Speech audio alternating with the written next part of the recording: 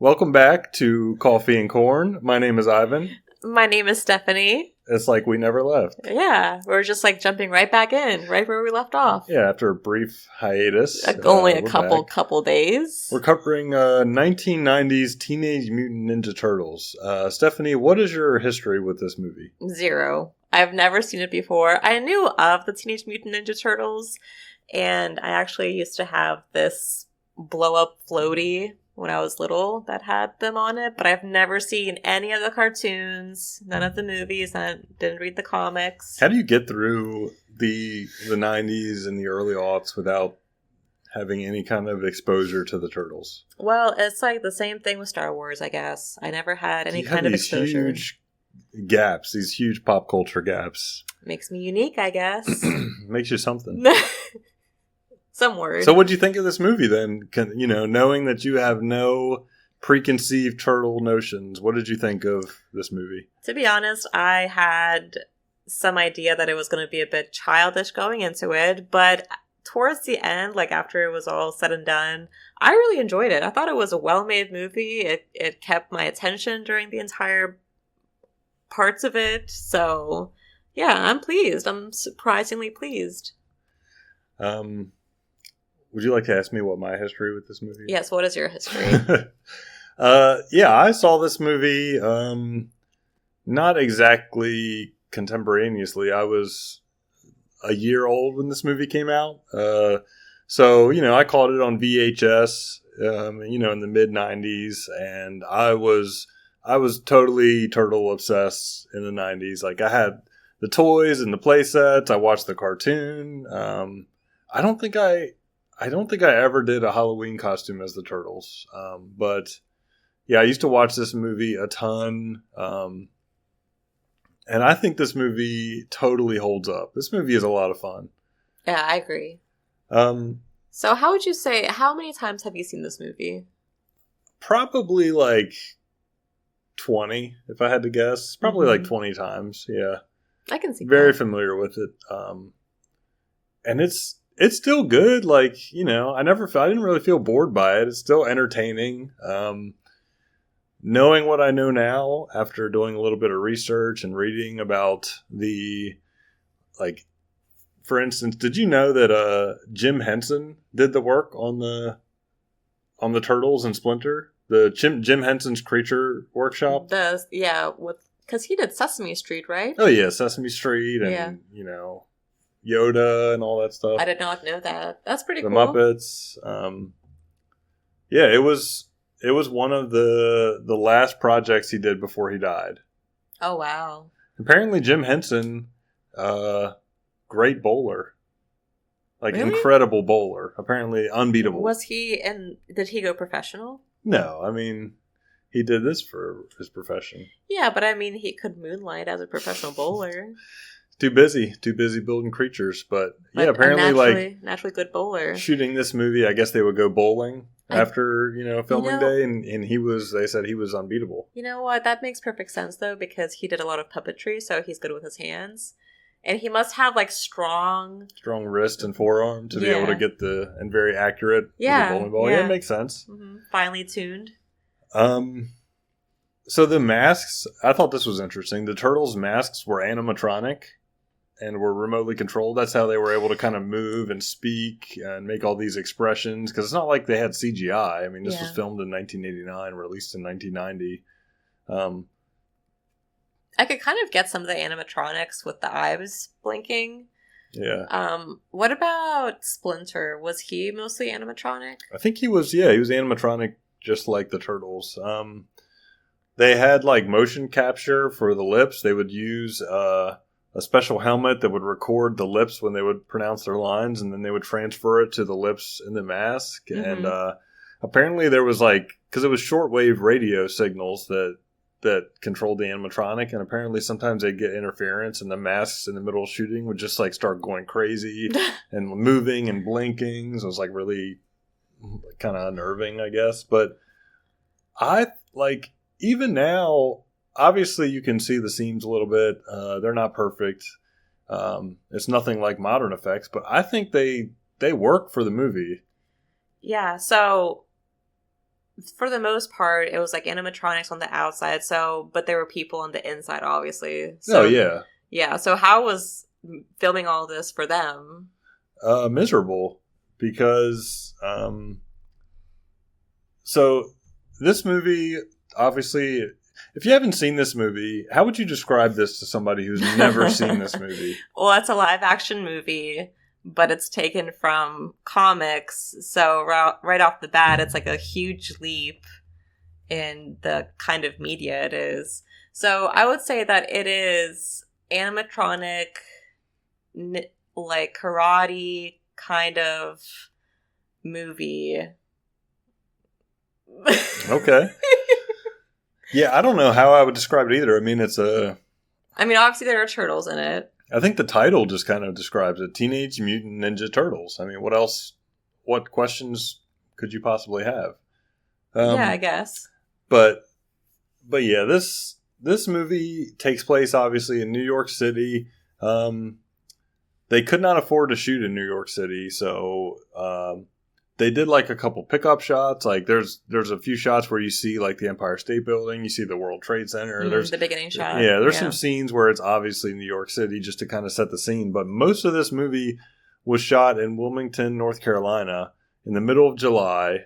Apparently, these costumes were not, not exactly well ventilated. Definitely no self-cooling. How heavy were they? They were 70 pounds. Thank you for these leading questions. Feels very canned. Yeah, I mean, they were really bulky costumes. They would just people would pass out filming the movie because they refused to take the masks off when they said they were overheating because they couldn't afford it. It was a tight shooting schedule, very tight budget. There's a lot of stuff. Did you look at any of the behind the scenes stuff about the budget of this movie and how?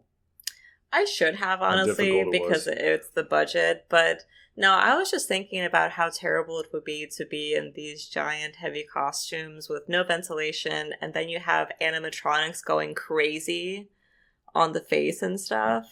Yeah. And spazzing out. That'd be a nightmare. Apparently it was miserable. Yeah. But going back, this movie was directed by Steve Barron.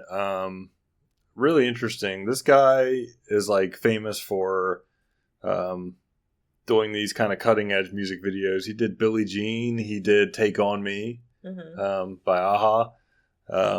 Apparently, a lot of his work making music videos kind of inspired the formation of MTV, which obviously MTV today doesn't really exist like it did in his day. But this movie was written by Kevin Eastman, Peter Laird, and Bobby Herbeck. Of course, Eastman and Laird created Teenage Mutant Ninja Turtles, the comic, together.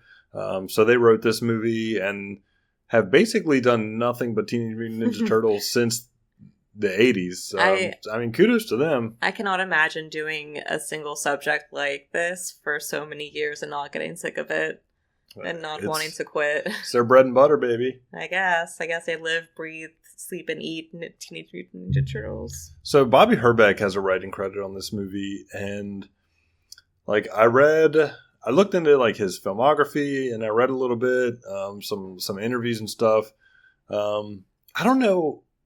I didn't dig crazy deep, but I don't know how this guy got involved in this movie because he's a comedian and he's got writing credits on Small Wonder, Different Strokes, and The Jeffersons, just these random sitcoms, and a couple acting credits also on the same show. He's an old guy. He was born in 1945. Oh, so man. I don't know how he got involved with this movie. It's weird. Yeah. But this movie was a massive success. The budget ended up, I think it started at $6 million. It ended up being $13 million when all was said and done. Mm-hmm. This movie grossed $202 million on that budget. It was a success overnight. It's insane how much money that is today, but also back then that must have been crazy. So unexpected too, because how long were the comics out? When were the comics created? Do you know? I think the early 80s. Okay, so it was relatively new. Yeah, and reading into it, I mean, obviously, I was born in 1989. I wasn't around when the comics came out. I didn't even really, I read comics as a kid, but I didn't read the Teenage Mutant Ninja Turtles comics. Like I said, I was super into the cartoon. I love this movie, but apparently it was like kind of this big like sensation, the Turtle comics, when it came out. Like there was a real cult following. But this was financed by Golden Harvest, which I, instantly recognized the studio. I didn't realize that they did this movie until I was kind of looking up stuff about this movie. And you said you didn't know anything about Golden Harvest. I didn't recognize the name of it. Yeah, big martial arts studio. Famously Enter the Dragon with Bruce Lee and a couple other Bruce Lee movies. But my favorite movie, should we just say our favorite Golden Harvest movies? Well, how about you start? All right. My favorite is Last Hurrah for Chivalry. I love that movie. Who did 5 Deadly Venoms? That is Shaw Brothers. Okay, well, sorry, Golden Harvest. Yeah. Once Upon a Time in China, I think runner-up for me. One of Jet Li's, not his first movie, but one of his first like major roles, playing Wong Fei Hung in Once Upon a Time in China. It's actually a trilogy of movies, but yeah, those movies are great. And then Nobody Cares. I'm like one of the only people I know that likes kung fu movies. Well, I think they're pretty cool. You've shown me a couple so far, and I really enjoy them. So knowing that this is coming from a kung fu studio, yeah, I can see the relations with that and how the movie was filmed. It's very like stylistically done as a kung fu movie, just in a westernized version. You can see where they kind of cut, try to save on the budget. Like the first scene where April O'Neil, it's not the very first scene, but the kind of the intro to the movie, I guess it is the first scene, where April O'Neil is getting mugged. Mm-hmm. She's mugged by the Foot Clan, and suddenly like Raphael comes and rescues her, and he like knocks out the lights. It's just the screen is just pitch black, and we just hear the sounds of fighting, and then the guys are tied up. I think that stuff like that works for me. I think it's cool. I think it's cool, too. Leave it to the imagination. Yeah. You don't need to show everything and every single detail. So it's cool. Do we have anything else about the production that you noticed or wanted to talk about? I did see that. Did you have something? Go ahead. I did see. So they tried to get access to New York City sewers to kind of not film in the sewers, but like be able to accurately recreate it. Yeah, but they weren't allowed access to the sewers. Yeah, so, I wonder why. Well, I don't know.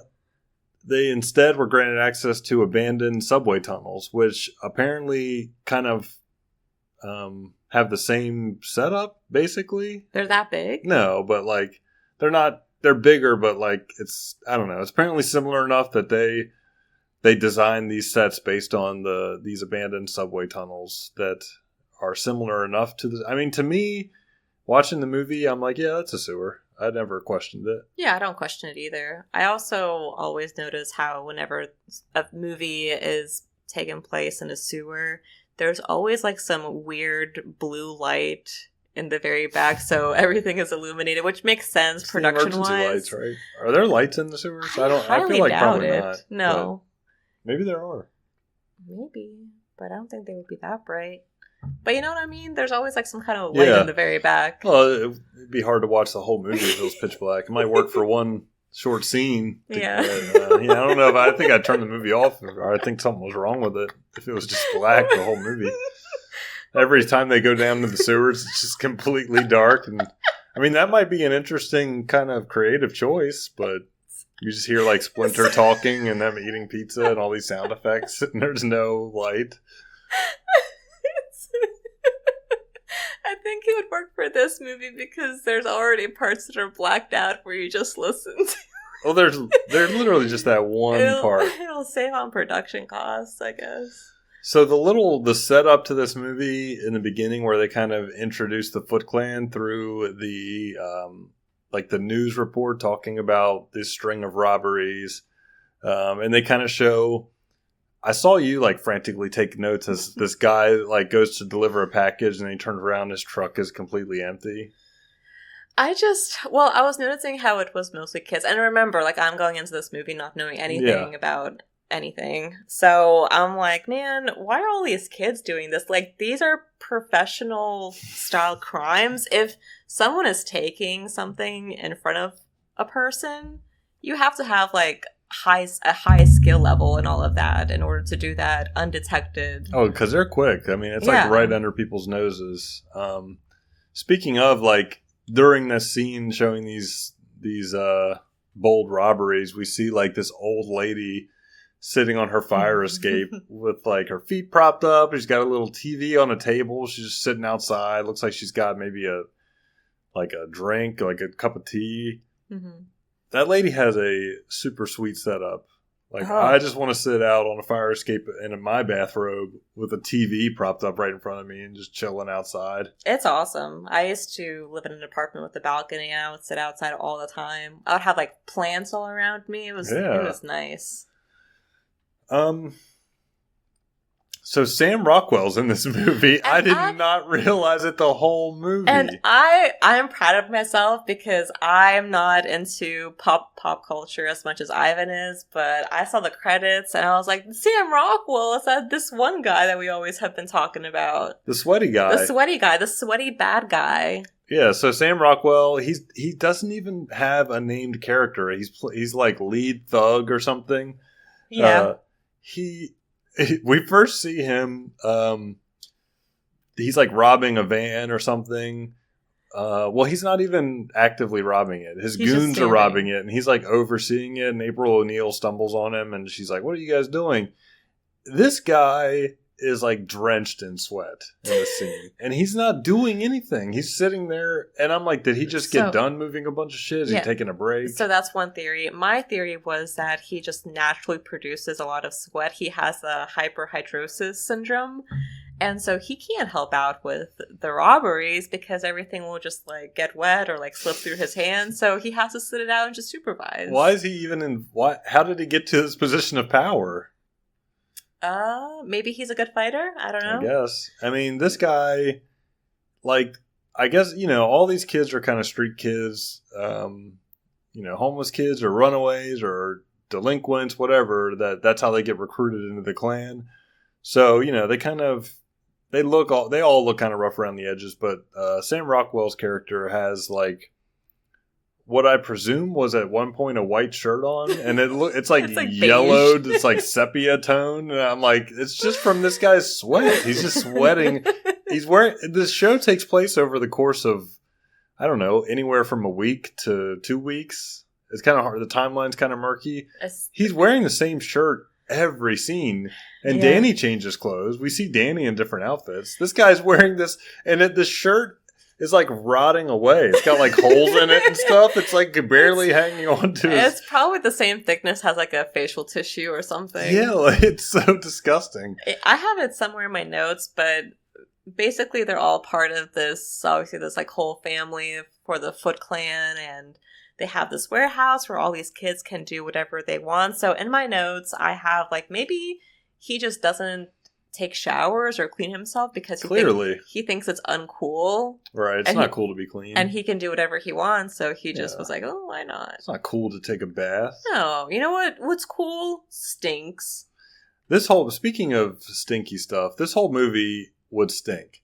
Like, the turtles live in a sewer. Also, they're turtles. If you've ever been around a turtle, turtles smell fucking disgusting. Like shit. Like, their master is a rat. Their home in the sewer, their little like turtle cave, is filled with like filthy, wet looking furniture, and then like the Foot Clan hideout is full of a bunch of stinky looking teenagers who probably all smell like BO and farts and cigarettes. Oh my god, I know. I said that the warehouse probably smells like farts and cigarettes and cigars, but I also said ball sweat, but the house, April's old house that they go to with Casey and the 4 turtles, there's black mold on the walls, like 100%. I was looking at the walls; they're covered in black mold. This is a disgusting movie if you look too close. It just feels like this whole movie just stinks. Casey Jones. Speaking of Casey Jones, I don't think that guy smells too great either. I don't just think looking so. at him, no, he seems homeless. Yeah. I've never seen a shower in this movie. I've seen a bathroom, like a sink and a toilet. But we see April O'Neil's bathroom, which also looks disgusting. I agree. Her bathtub is dirty. Well, also her apartment is right above this abandoned antique shop, so you got like the mildew, the dust underneath. Which I never picked up on it as a kid. This whole movie is just filthy. Stinky. It's disgusting. Yeah. So when April O'Neil's mugged. No, let's go back. This movie has a very unfavorable, I'm not saying that it's unfair, but an unfavorable depiction of the New York City police force. They seem like they're total idiots, which they might be. And if you're listening and you're a New York City police officer... Thank you for your service. No, I was going to say email me and defend yourself, because this movie does not paint you in a positive light. What do you have to say for yourself, sir? Which movies paint them in a good light is my question. There's tons of movies. That's true. I can't think of one, but I'm sure they're out there. But it's kind of like, it's one of those movies where the cops are pigs. They're not even really corrupt. They're just inept in this movie. It's when they're kind of corrupt, I think. Do we get a hint of police? It just seems like they don't want to do I don't think there's any overt, indication that the police are involved in the Foot Clan, covering it up. They just fail to. The chief just doesn't believe that the Foot Clan is active. He thinks it's a myth. See, how I interpreted that is he knows about the Foot Clan, but he doesn't want to investigate it, so he's forcibly trying to cover it up as much as he can. Which, to what end? They never, I feel like if the police chief was actually corrupt, being paid off or involved in the Foot Clan, they would let us know. They never indicate that. But no, because the police chief had the file of Danny on his desk, and so he called Danny's dad, who's the head of the news station, and basically told him, make April stop talking about the Foot Clan, and I won't turn Danny in, because I know he's been stealing stuff. You know? Yeah, I guess, yeah. I mean, I took that as kind of he didn't want to be criticized on the news by April. Not yeah, I know the Foot Clan's real and I'm going to cover it up. I thought it was I thought he was being genuine and I don't actually believe that this is the Foot Clan. I think this is fucking stupid. I think these are robberies and they're not connected to this. Because he mentions the Foot Clan was some weird thing that happened in Japan 10 years ago. He's it's not. I thought he genuinely didn't believe it. I mean, maybe. I mean, I'm not saying that's an invalid interpretation. I just didn't pick that up from the movie. I mean, it's kind of like if I were police chief and there's a reporter that's saying these robberies happened because of these, I don't know, zombie Nazi clan. I'd be okay, that's not believable. So you could just keep on spouting that, but no one's going to believe you. I wouldn't be I need to find this reporter and have her silenced and everything. Because also, when April He doesn't, hold on. No. He doesn't say, I need to have this reporter silenced. He interviews with her first. He does an on-air interview with her, and she keeps talking about how he's lazy and he sucks, and he gets all mad, and he's just what the hell? Well, you made me look like an asshole. And then she does it again, and that's when he calls his boss and is tell her to stop fucking making me look like an asshole. I think it's just about him personally. She criticizes him for not doing his job, and he's not silence her, the Foot Clan is real. He's just you're making me look like a dick on TV, shut up. That's his whole kind of... I mean, maybe, but after the very first interview when she mentions the Foot Clan on air, you have... Who was it? Shredder. You have Shredder who is watching the report, and he turns around and he's find her and silence her. And then you have the police chief trying to silence her by... come on. No, but ultimately, this is a movie for children. If the police chief was involved with Shredder, they would have put it in the text. They're not going to leave this stuff subtext. Maybe it's like an Easter egg for the adults. I don't know. It's tough that's a ridiculous stretch. It's just like they spell it out in the movie. She interviews with him. He does not like the way the interview goes. He tells her to drop it, and she doesn't. So he's like, I do not think this guy is on Master Shredder's payroll. Like, come on. He could be, because Master Shredder has a lot of, funds, it seems. He has like all these weapons that he's giving to these kids. He has... Let's move on. Okay. My whole I'm not going to keep arguing this because I think it's ridiculous. My whole point was that the police don't even notice that April picks up a sai, which is like a huge like 3-pronged weapon. They're investigating the mugging. She's like, the police are like, "Are you okay, ma'am? Let's get these guys arrested." After Raphael saves her, and she just picks up this giant ass sai and then looks at it, and then puts it in her bag. I'm like, how do you guys, like, they're standing right there. But yeah, and she's still on the ground. Like, she had just, like, gotten free of her... Well, she was never tied up. But she's still on the ground, like, she hasn't gotten up. And, like, no one's tending to her. And also... no paramedics there. I mean, the weapon that's right beside of her. It doesn't make any sense. So, what do you think? So, this movie, it's weird because when you watch it, the first... half, it's kind of like Raphael's movie. We go on walks with him. We learn that Raphael likes to be alone. He's kind of the edgy character. We can tell that he's the edgy character because he says damn. Yeah, he cusses. So, but then then Raphael gets badly hurt. He's unconscious. He's recovering. And then the movie does this weird thing where it switches to being April's movie, and she does this, like, narration. But then the narration stops once they leave her house again. That is weird. I didn't pick up on that. It's really weird. Because I did realize that it was from Raphael's perspective in the beginning half, but I didn't notice the switch over. But now that you pointed it out, like, yeah, it's weird. I don't know why. What does it mean? It doesn't mean it. It just means that the movie had a very small budget and they were really struggling, and they almost didn't get this movie filmed. There was the movie as it is released almost didn't exist the way it is, because they finished shooting and they ran out of money, and they were like, man, I really there was more stuff I wanted to shoot. Mm-hmm. So they had scenes that were unfilmed, and they got an extra $750,000 from somebody. I don't remember who. I didn't write it down, but they were able to finish shooting the last scenes and edit them together. Man, this movie seems like it just barely scraped by through production. Oh, but I mean,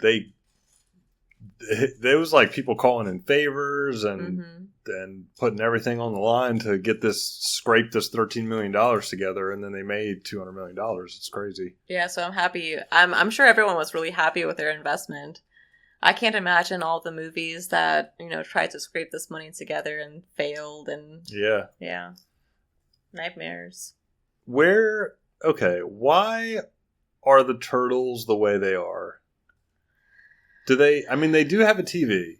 We've established they have a TV. Okay, so yes, this is something I wanted to talk about. So they have a TV. And what I mean by that, listener, when I say why are they the way they are, is that Master Splinter is very stoic and wise. He's kind of a Yoda character, but not the silly Yoda, the serious. He's this mentor, not really a goofy guy at all. He's very serious. Mm-hmm. And the Turtles are very irreverent. They make a lot of pop culture references. They say dude, and they love pizza. And, you know, if you're listening to this, I'm sure you know who the fucking Ninja Turtles are. Nah. But I'm what is this disparity between their personalities? They're nothing like Splinter. Yeah, so I'm assuming it's because of TV and pop culture, but also they very rarely go above ground. So it's really weird to see the very, very opposite personalities between the two. And also Master Splinter has an accent, and they have a very New York, Brooklyn accent. That I kind of understand, because they were born in New York. Yeah. He's from Japan. Yeah, Like, but they didn't pick up on his accent I when they were know. learning how to speak and stuff. I know, but I mean, that Yeah. happens a lot where children of immigrants will not have, they will have basically a totally naturalized American Their accent. environment's accent, pretty much. Yeah. That happens. That happens sometimes. Okay, did you catch the Breaking Bad reference? No. What was it? It's really clever that they slipped this reference in like 23 years before Breaking Bad gets made or whatever, whatever it was. But yeah, the scene. So they order pizza, and they bring it down, and I think it is Leonardo with the swords. He throws the pizza in the air, and then he cuts it with the swords. He does these like ninja moves and slices the pizza. And I'm like, oh, so the pizza was unsliced? They ordered unsliced pizza? And I'm like, well, just oh, like in Breaking Bad. Yeah, they passed the savings on to you. Wow. So that was so or bravo, Vince. Or do you think Breaking Bad referenced that from the Teenage Mutant Ninja Turtles? No, I think it was I think it was a time travel type of. Oh, I see. Yeah, that makes sense. I like the little Easter eggs that we keep finding in this movie. Obviously, there are a lot of Star Wars ones. Yeah, when Shredder says, "I am your father," like it seems like he sounds exactly like Darth Vader. Shredder does. He's very heavily influenced. He's got kind of a similar shaped helmet, but then again, Darth Vader is a reference to, like Akira Kurosawa movies. He kind of, so, or Star Wars references a lot, Akira Kurosawa, The Hidden Temple. So it's a big circle, Star Wars references that, and they reference Star Wars, and he's a ninja and a samurai. And blah, blah, blah. Kurosawa and everything. Yeah. So I don't know.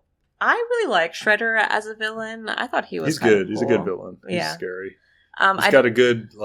He's got a good second in command, and he's got a good squad of goons. I have to disagree on his second in command. I did not like him. I thought he was lazy.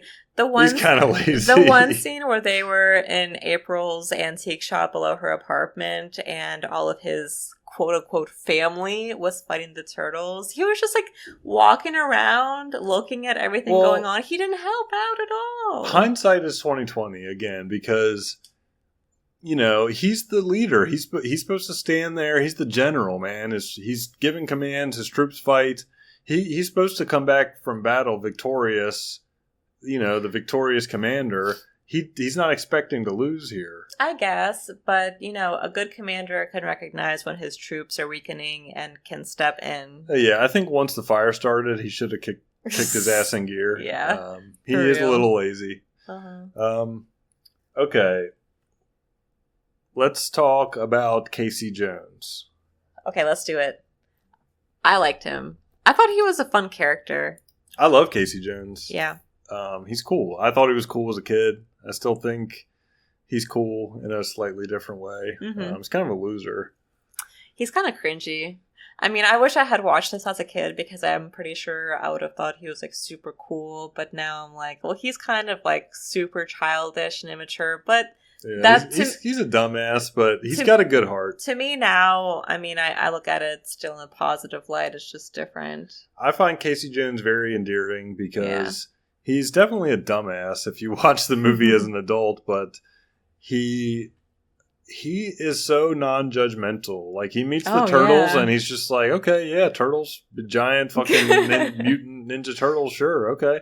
And then when the scene where Danny introduces him to Splinter and he's we got to save Master Splinter, he takes a look at this guy and it's it takes him a second. The camera shows Casey and he just does this pause and stares at him and he's just okay, yeah, fucking big talking rat, sure. Let's go. Yeah, and then he unshackles him and Splinter's who are you? And he's a friend.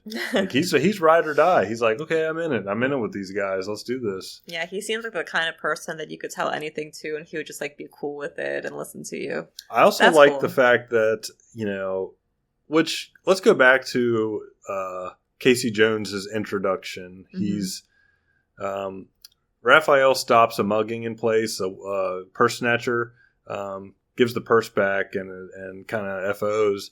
and Casey Jones intercepts the muggers, like, walking through the park and just starts kicking their ass. Which these are, like, young teenagers, like 15-year-olds. And Casey Jones is 28. So he's just, like, beating the shit out of some teenagers. And Raphael's like, hey, come on, man. Like, no, we're not doing that. Hey, and side thought, do you think that's a reference to Hercules? Yes, everything is a reference to Hercules, yeah. It's a reference like 4 years before Hercules. Just like Breaking Bad, they keep looking into the future and pulling out these references. Stephanie, of course, is referring to the Ares, Season 1, Episode 5, Ares of Hercules. What an ass pull. I think I got that right, too. I just pulled that right out of my ass. But yeah, where Hercules beats the shit out of like some 10-year-olds. It's awesome. It's really funny. But yeah, Casey Jones, so he's got such a good heart because, Raphael stops him from beating up these teenagers. They fight. Casey Jones ends up winning. But, later he sees Raphael get jumped by the Foot Clan. And he's like, you know what? No, I'm going to fuck this. Like, I'm not going to let this guy get his ass kicked. Yeah, I think that was really cool because at the very beginning I thought that Casey Jones was going to be another villain that was kind of like a third-party villain. So you had the Turtles, the Foot Clan, then this random vigilante hero character. He's awesome though, right? He quickly bonds with the Teenage Mutant Ninja Turtles because he is very immature. Yep. I like the scene of him and Donatello like going through the alphabet, calling each other names. It's really funny. I like that. All cheesy names. Also, just in general, everyone seems pretty cool about the fact that there are mutant Ninja Turtles running around the city, because even April, obviously she was freaked out when she was brought back to their hideout and she sees Master Splinter and the Turtles and they're talking to her and she's freaking out. But later that day, like a few hours later, she was having the Turtles in her apartment. They were eating pizza. Oh, yeah, she was they're laughing it up. They're having a good time. Like, man, that's crazy. I would not be able to get over the fact that I'm talking to, like, human-sized turtles. It might take a while, but yeah. She did have a head injury, so maybe she was That's true. out of it. Yeah.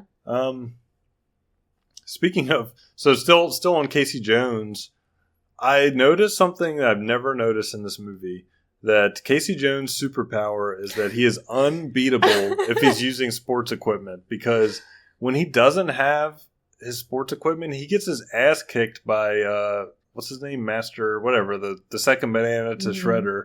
He doesn't even like try to put up a defense. He doesn't try to take a swing. Like, when you said that to me during the movie, I thought like, oh, that's a well-known fact. He's just telling me a fact. No, I didn't. It clicked when he's getting his ass kicked by Shredder's goon, and he's suddenly like, he falls into a bunch of shit that's like not literal shit, but he falls into a bunch of stuff, and then he finds like a set of golf clubs and just whoops the guy's ass with this golf club. I mean, yeah, he does have an advantage because it's a fucking golf club, but like, I mean, you're battling against this master ninja guy. Yeah, and he doesn't even like take a swing or try to block until he finds the golf clubs, and suddenly he's just unloading on this guy.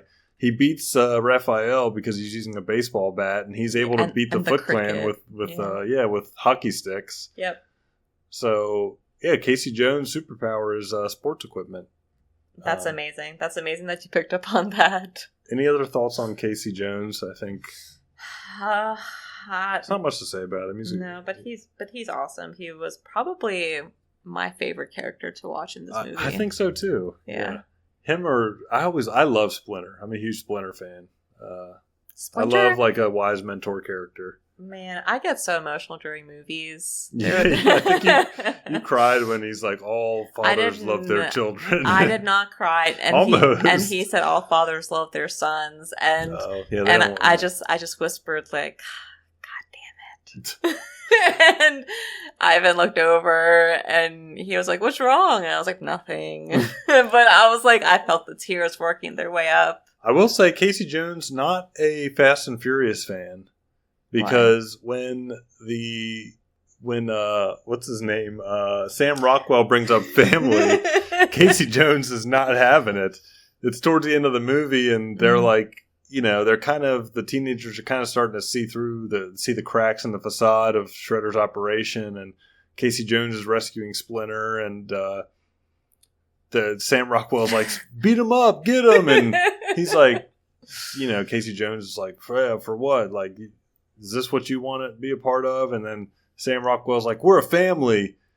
And then Casey Jones just hooks will on not. it. Yeah, he hooked. That's perfect, Stephanie. He hooks right onto it. He will not let it go.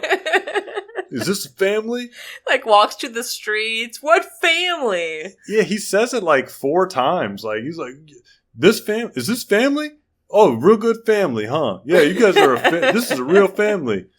Like, it's like, let it go, man. But it's good that you picked up that was a reference to Fast and Furious. Yeah, a lot of future references in this movie. It's crazy. Also, Casey Jones just casually commits homicide. He just murders Shredder. Oh, yeah. He murders Shredder. He just kills him. You think the Turtles were like, bro, we don't kill people?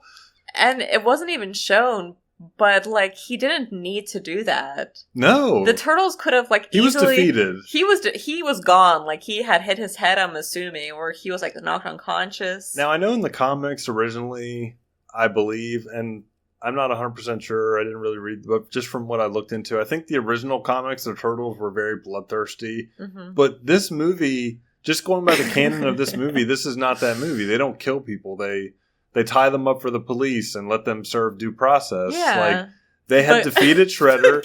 He was knocked into a trash compactor. He was incapacitated. Like, could wait for the police to show up, which they did, like, very shortly after this, right?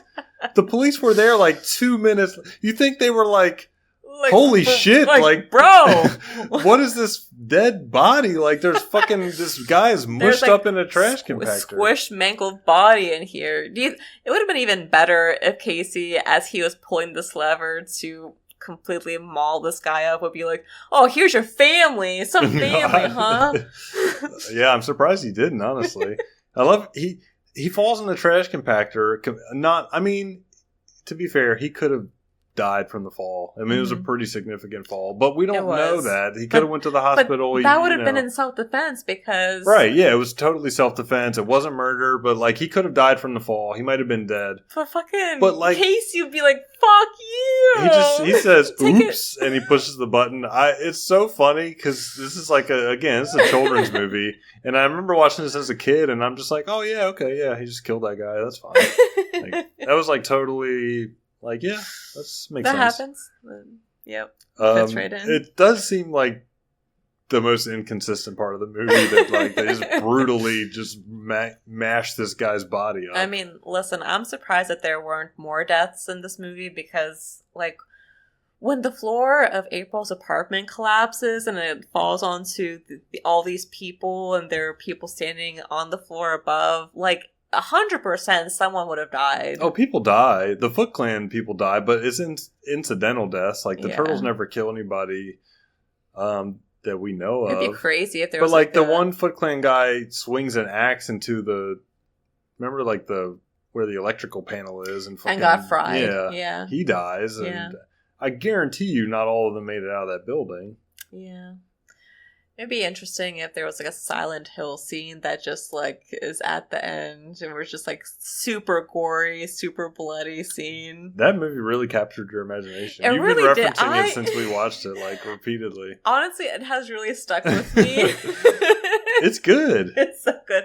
But that's for another podcast. Yeah, but if you guys haven't seen Silent Hill, I think it's like mid-2000s. It holds up. It's so good, man. It's a really good creepy horror movie. That's like top 3 movies that you've shown me, other than Star Wars, because that's on another category. Yeah.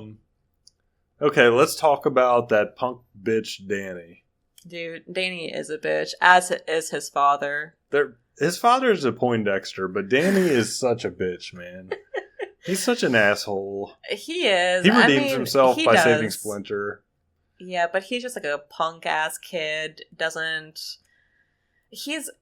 It's hard because I was that punk ass kid that was angsty. I sympathize, but he's such a shitheel in this movie. He really is. But the only way they could have redeemed him, which they did, is by having him rescue Splinter. Yes. So in my eyes, he's okay. Yeah, it works out, and he does.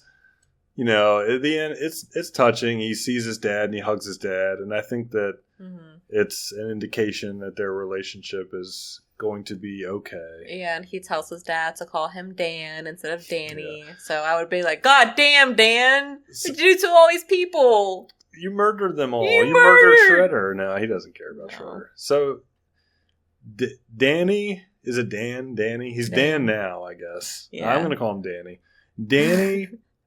Danny's father is April O'Neil's boss. And boy, does this guy have boundary issues. When I saw this, I was like, yeah, he's her boss, but they must have been married at some point. Yeah, they have this weird...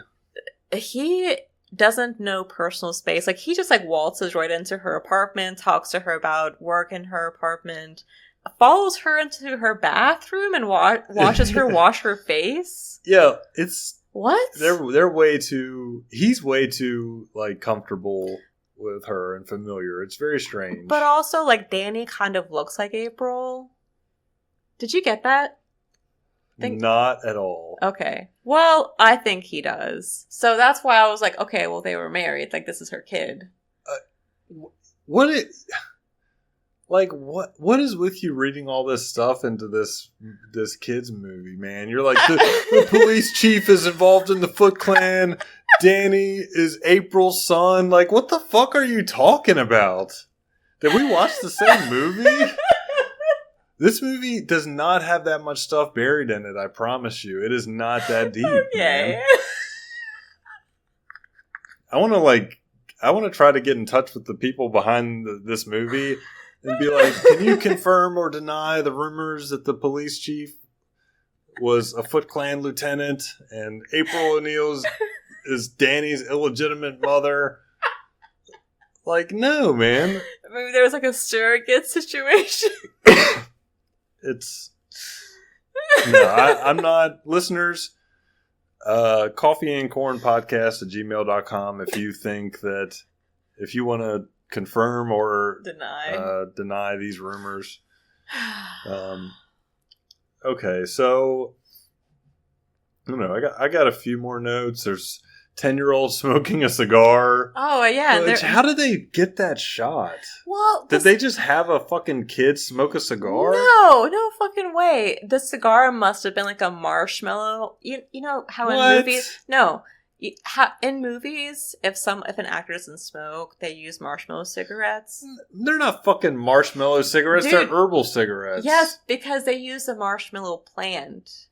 Not like actual like candy marshmallow. It's a marshmallow leaf. Really? And I've smoked them before. They're actually really nice. They taste good? They taste good. Yeah, and they look like real cigarettes. All right, but they're marshmallow leaf? Yeah, I thought they were like, I don't know, man. I've heard that they taste like shit. I think they taste good. They taste I don't like think sweet. They always use that. No, but for the cigar, they might have used that. Okay, but maybe they did for the cigar, but how do you have a kid smoke anything and it's like, okay. I know. Because even if you're smoking marshmallow leaf, like, it's still smoke. It's still like a kid inhaling something that's burning. Right, it's not harmful. Or it's still harmful. It is harmful to some degree. So, I don't know. And then there was a scene where they're like panning through the warehouse and you just hear kids saying, I want a cigar! Yeah, that's good. So, Splinter's origin story. I have some big problems with the logic of this whole... Dude, it is insane. So, the whole thing with Splinter is that he didn't get to how he is because of the radioactive goo that the turtles were in. But there must have been something about him when he was born, because it showed him learning all of these kung fu moves from his master while he was just a regular rat in a cage watching him. Kung fu is Chinese and they're ninjas, which is Japanese. Okay. But yes. Sorry, thank you for fact checking. Yeah. But yeah, Splinter learned ninjutsu from his master, Master Yoshi, by presumably he was a normal rat. By all indications, he was just a rat in a cage, and he learned fucking martial arts by watching his master. Yeah. Which doesn't make any sense. And then he comes to the United States, and meets the turtles who are crawling around in ooze, like radioactive ooze, and then he gets in the ooze too, and that's how he becomes like, they all become big human size and learn how to speak. Yeah. But he didn't learn Kung Fu after the ooze. Or I said Kung Fu now. God damn it. He didn't learn ninjutsu after the ooze. Like, he already knew it as a regular rat. Dude, if I had a pet rabbit still and I was doing ninjutsu and the rabbit started doing the moves, I would be like, hell no. Yeah, I don't know I'd be because like, how did Master Yoshi not notice? I'm sure he noticed, Maybe but thought it was cool. Maybe he, yeah. Like, oh man, that's a cool rat. Gotta keep him. Also, the cage that Master Splinter was in was very small. It's like a bird cage. Yeah, that was weird. It was a bird cage. That was very strange. Didn't make sense. No, I wonder what it means. It doesn't mean anything. Any other thoughts on this movie? I mean, I don't even think I mentioned. Like, I didn't get too much into the actors, but what's his name played Donatello. What's his name? I'm not sure. Something I also wanted to mention is Corey Feldman. Corey Feldman was the voice of Donatello. The guy who played Raphael, who I didn't take good notes on the cast, but he was the only actor to actually voice and do the in the suit acting for Raphael. Everybody else, like the stuntmen in the suits, were not the same people providing the voices, but Raphael had this like natural Brooklyn accent. Yeah, rough around the edges sounding Brooklyn accent. I love Raphael's performance in this movie. I do too, but then the other turtles don't have that accent. They have very really. like non-regional accents. Yeah. So it's interesting. What do you think about the product placement? That's also something I wanted to talk about, because you have Burger King, because it's in the beginning. Burger King shots. And then you have the pizza from Domino's. Yeah, and we talked about this, but Pizza Hut did a marketing campaign, a $20 million campaign to promote this movie because the turtles like pizza, but they eat Domino's pizza in the movie. What's up with that? It's like when I saw the Whopper container, I told Ivan, I was like, oh, McDonald's should have done something, because it's like Burger King versus McDonald's. Right. Do you think Domino's saw that and was like, you fucking idiots, when they go see the movie, they're going to see our pizza, so... But you're only in the theaters watching the movie for an hour and a half versus, you're out in the real world and you see advertisements more so than that. So I guess for like a marketing campaign, it's a smart move. I think it makes sense. You just associate the turtles with pizza. You don't associate them with Domino's, and then you see the Pizza Hut ads, and you're like, "Oh, get some Pizza Hut." Because they never say Domino's in the movie, but they show you can see that it's Domino's, and they show a delivery man. He's dressed in a Domino's uniform. So,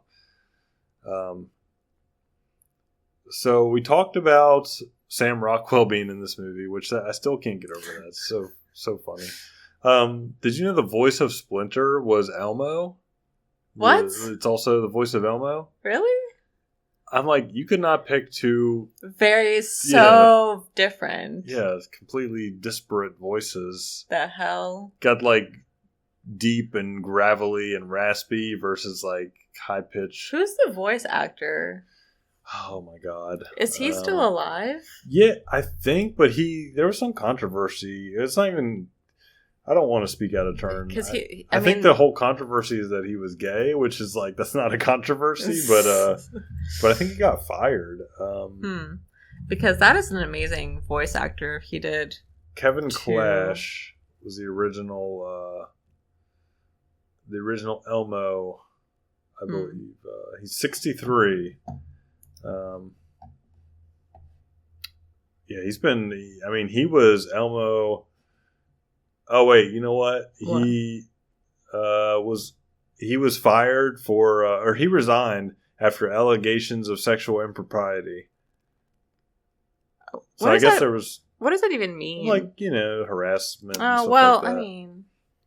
So I don't know enough about it to really comment on it.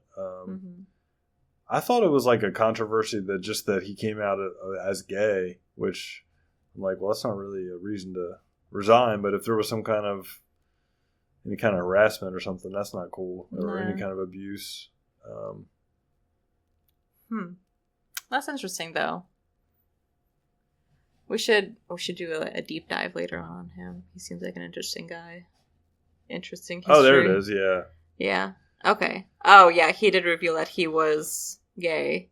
But in response to the allegation. Yeah. So it seems like it's kind of messy. I don't really want to... Nah, let's not go into it. But... Yeah, he was Splinter. That is pretty cool. Any other thoughts on this? Do you have anything else in your notes that you want to talk about? I don't. I wish they leaned more into their ninja skills, honestly. Yeah, I like the ninja stuff, like when the boss comes to April's house the first time, when the ninjas are there, and she's like, could you guys, and she turned around to say hide, and then they're already gone, like they hide instantly, and they're completely silent. Like anytime they disappear, you don't hear anything, which I think is really cool. But then there was a scene where they went into April's antique store for the first time, and one of the turtles got symbols out, and he was like sneaking up on one of the other turtles, and the other guy didn't hear him. I'm like, as a ninja, wouldn't you be more aware of your surroundings at all times? He's a distracted teenager. So. I guess that's another thing. Like, even though they're teenagers, they listen to Master Splinter all the time. Well, they respect him a lot. Very well disciplined. Yeah, well, they respect him. He kind of commands respect. I would respect Master Splinter. He seems very wise. Yeah, agree. I do like that Master Splinter is the one who suggested what is kind of one of their catchphrases, Cowabunga. I like that scene at the end. They're all together, they're having a good time, and they're like, radical, gnarly, and they're saying all these different things, and then Splinter says... My favorite is Cowabunga. Yeah. And they all say it. That's a nice ending to have. It's cool. It's a cool origin story. I'm happy that you made me watch it. It's fun. It's a fun movie. I think that's it for my notes. That's a good place. I'm glad we watched this movie. I'm glad we got back on the pod. Yeah. Got back on the mic. We missed it. We were always talking about it during our absence, so happy to be back. And if you were wondering where we've been, mind your business. So do you have anything else? Nothing other than I'm excited for more Xena. Yeah, we'll get back to Xena. It's going to be weird because we did one episode of Xena and then just... We were just so floored by it. We just were got to recover from this. coffeeandcornpodcast@gmail.com. We are still on Twitter at coffee_corn_ on Threads. On X. Oh, on X. I'm not... Twitter. Man, fuck that. Whatever. We're on Threads. Does anybody still use Threads? Threads is dead, right? Threads came and went. Yeah, nobody... Like people still minutes use of fame. fucking X. Yeah. I don't know. As soon as something comes along that's not toxic or stupid or no one's using, I guess we'll get on that. Yeah. But in the meantime, just email us. Yeah, just email us. We don't have any feedback to consider right now because nobody knew that we were going to do this movie at all. But if you have any thoughts on Xena episode 2, feel free to email us. Let us know, and we'll review them when we film next week. Yeah, when are we? When we film? When we record? When are we coming back next week? Yeah, hell yeah. Are we going to... We're going... Okay, we're leaving the country, listeners, next week, so I don't know if we'll get an episode out before we leave the country, and I'm not recording down there. No, I'm not recording down there either, but if we get a chance over the weekend, we might pre-record an episode. And just drop it before we leave. Yeah. Stay tuned. Till then, I am Ivan. I'm Stephanie. Bye. Bye.